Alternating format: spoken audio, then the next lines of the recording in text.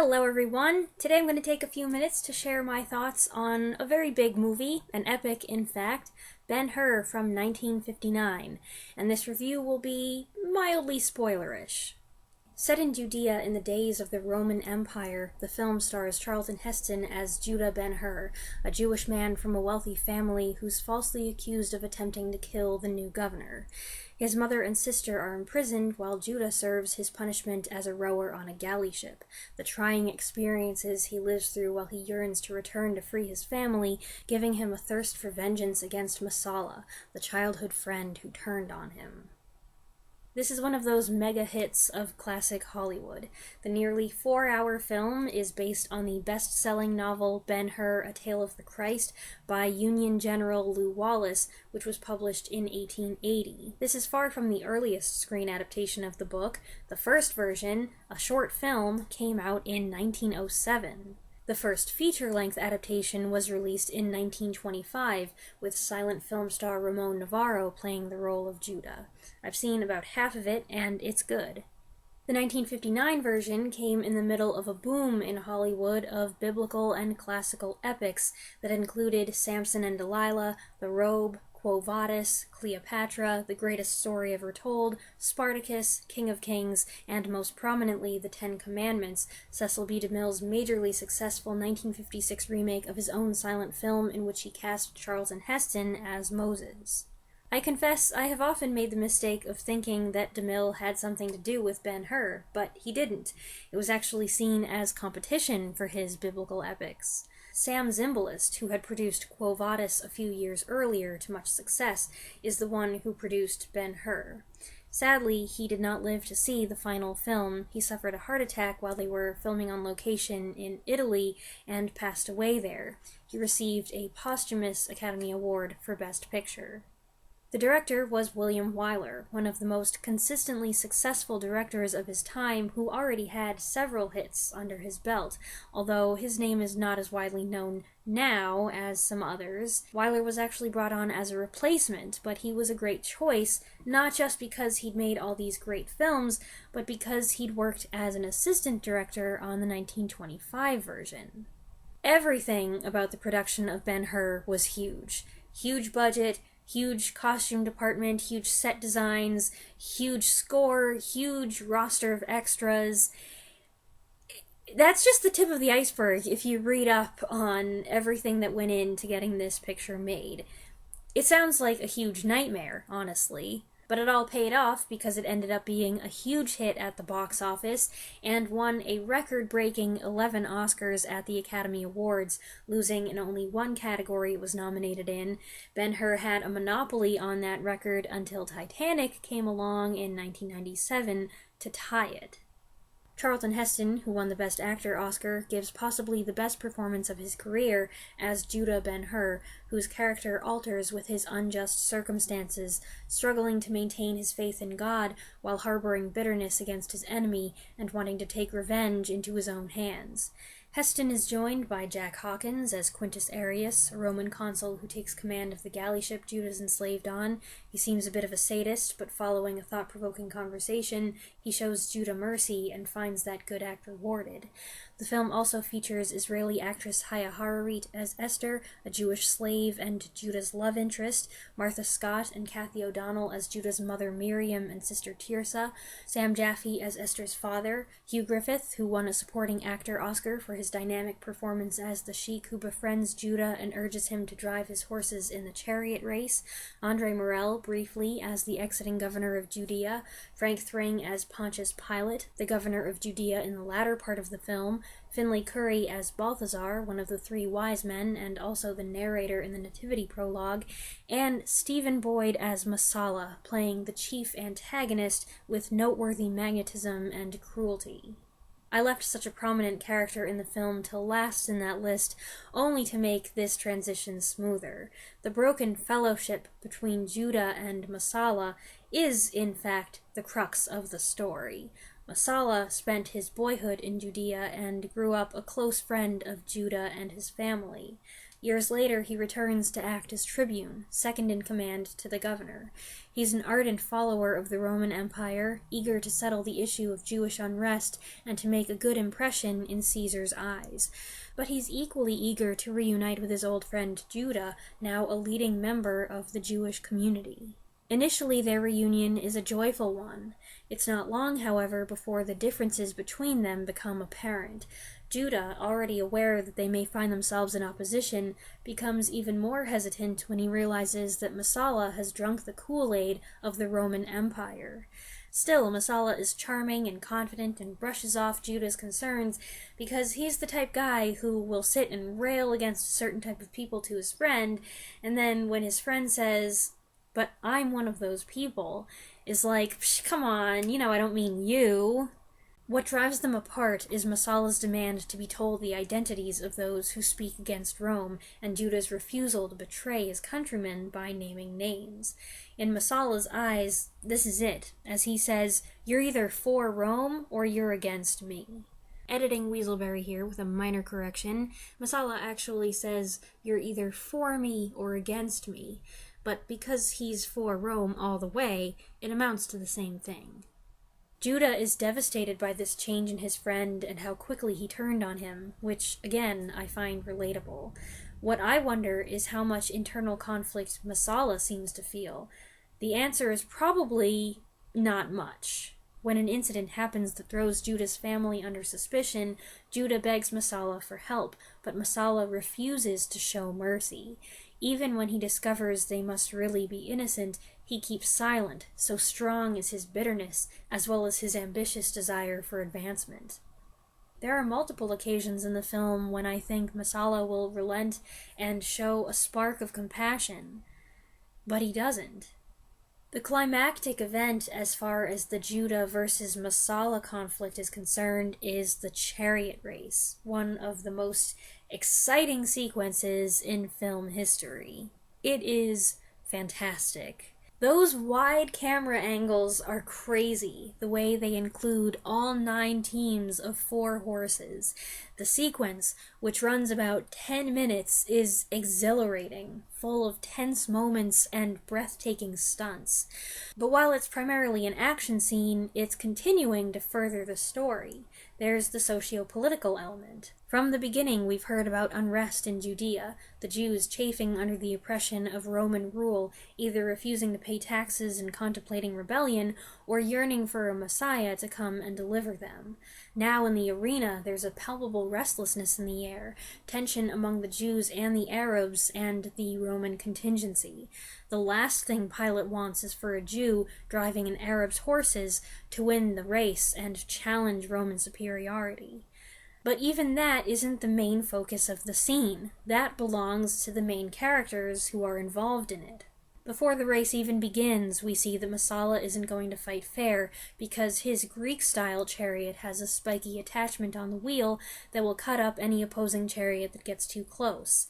The unsportsmanlike move suggests that he's not actually sure he can win on his own without an unfair advantage. Judah and Messala also follow entirely different strategies. Judah uses no whip, while Messala's furiously whipping his team. Judah's mostly focused on his own race and keeping his team safe, while Messala's bent on eliminating whoever's closest to him. Judah hears the crowd cry out when someone's chariot falls apart, thanks to Messala's spike, and the driver fails to escape getting trampled. Judah looks around in concern, but Messala, who caused the incident, doesn't care and is moving on to his next target.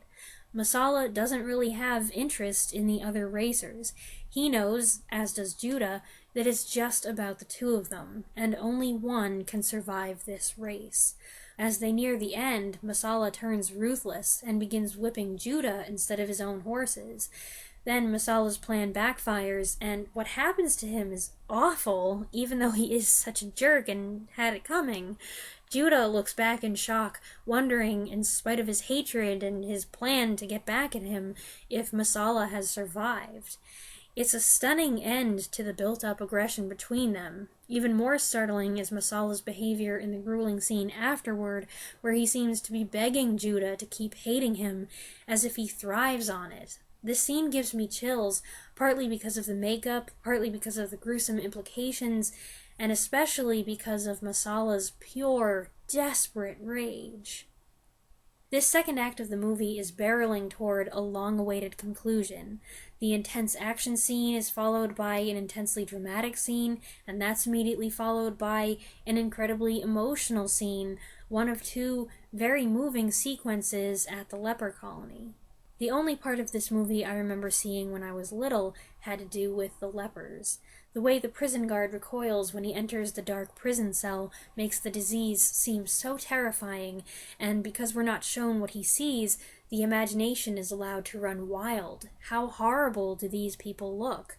Characters with leprosy are filmed in shadow, cowering from the healthy so as not to spread the contagious disease, and clutching frantically at their rags to cover themselves.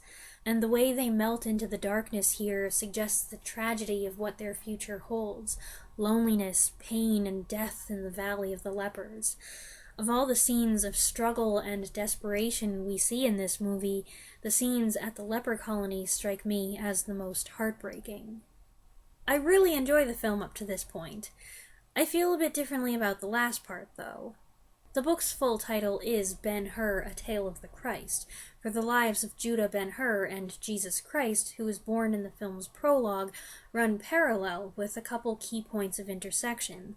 First, when Jesus gives an exhausted and chained Judah a drink of water against the orders of a Roman guard, and then again when Judah encounters Jesus carrying the cross to his crucifixion. The part of Jesus Christ was played by Claude Heater, an American opera singer, not a film actor, who happened to be performing in Rome at the same time the movie was filming on location there. A lot of thought was put into how to manage this part of the film. Wyler wanted to be, quote, reverent and yet realistic. They made the interesting decision to only photograph him from the back or from far away, and to use close-ups that didn't reveal his face, and to never have him speak. I, for one, like this tasteful portrayal, and I approve of the creative decision to not show his face. In general, I don't care to watch biblical films because I don't want to start picturing the way a scene happened in a movie when I'm reading the Bible. And in particular, I don't watch movies that feature Jesus or the crucifixion for a few reasons, but especially because I don't want to start associating Jesus Christ with a certain actor's appearance. The impressive power and je ne sais quoi of his presence are instead conveyed through the actor's body language and through the reactions of those who interact with him. A tricky thing to achieve if you're working with wooden actors, but these performers are well cast in their ability to express deep emotion with their eyes. We see glimpses of Jesus beginning his ministry and giving the Sermon on the Mount, but he's never really the focus until the last part of the film, when the main characters arrive in Jerusalem to find Jesus already on trial. Actually, the trial is ending. Pontius Pilate is making a show of washing his hands before the crowd, and then the film goes through the walk to Golgotha and the crucifixion, including certain elements of the scene as depicted in all four Gospels. But I find the filmmakers were rather selective in this last part, and speaking entirely for myself, the changes and omissions really stand out, especially two of them. One is how subdued and sympathetic the crowd of onlookers is, very different from the jeering mob that shouted, "Give us Barabbas." The other is that there is no reference to the resurrection. The world's plunged into darkness, there's a violent thunderstorm followed by a random miracle, and then that's it. I acknowledge that for anyone who isn't a Christian, this is probably a non-issue, and I'm sure there are people who say, I'd like this movie a whole lot better if it didn't have any religion in it at all. But I am a Christian, and so it does make a difference, because the crucifixion is only half of the gospel. That Jesus died, was buried, and rose again on the third day means that he conquered death. And if he didn't rise from the dead, then he only did half of what he said he would do, and there's no hope of eternal life for anyone. In hindsight, I do remember feeling this way back when I saw the whole movie for the first time in the early 2010s, but somehow I forgot about it.